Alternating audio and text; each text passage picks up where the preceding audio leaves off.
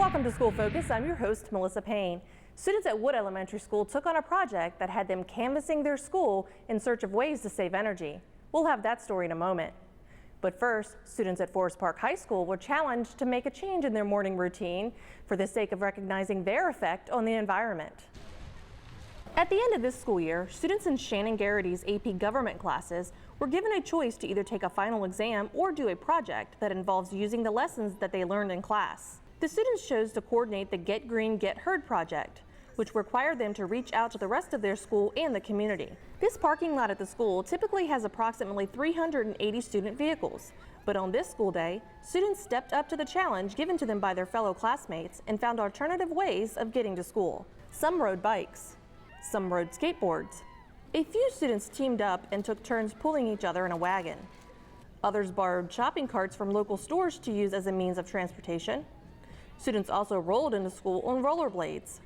One student bounced his way to school on a pogo stick, and others walked.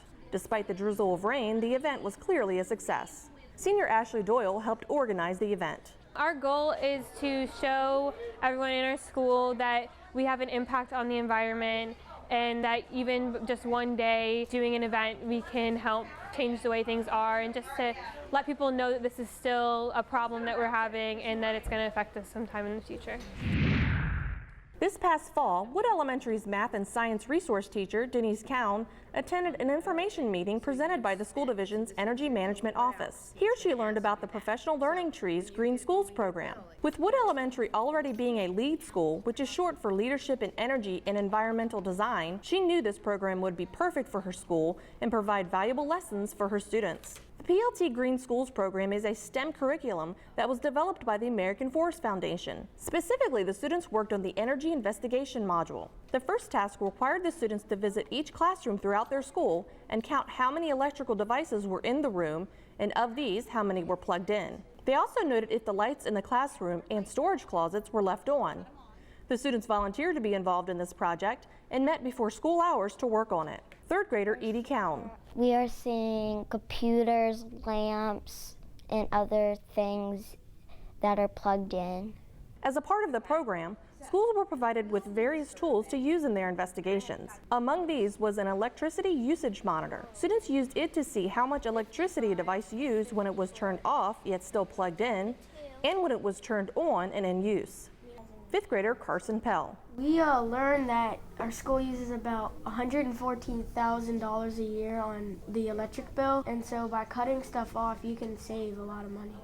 Students also used a light meter. This tool allowed them to see how much light was in a room with the window blinds open, then with the blinds closed. So they could actually physically see the difference that sometimes you may not need all of these lights on to do your work, because if you open the blinds and have a really bright sunny day, you don't need to waste that energy. You can just use the natural light. A third tool used by the students was a thermometer, which was used to measure the temperature in the room. Is 69.9, see that? See, it's changing because of the variation of us moving it. Now if we stop, point it at the window. See the difference? Yeah.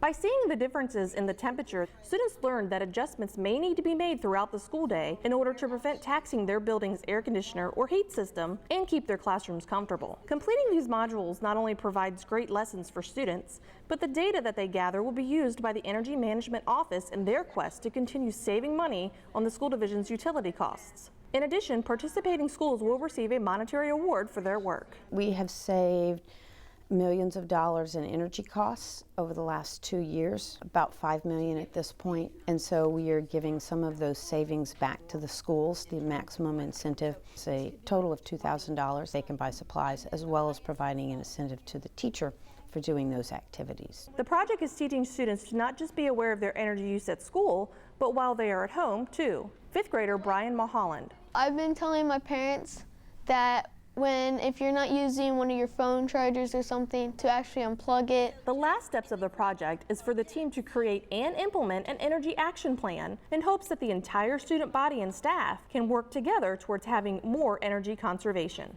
Marsteller Middle and Forest Park High School also completed the project. The school division's Energy Management Office hopes to have even more schools doing the project next school year. That's it for this edition of School Focus. School Focus will take a break for the summer, so join us again next school year as we bring you more news and highlights from around the school division. Have a great summer.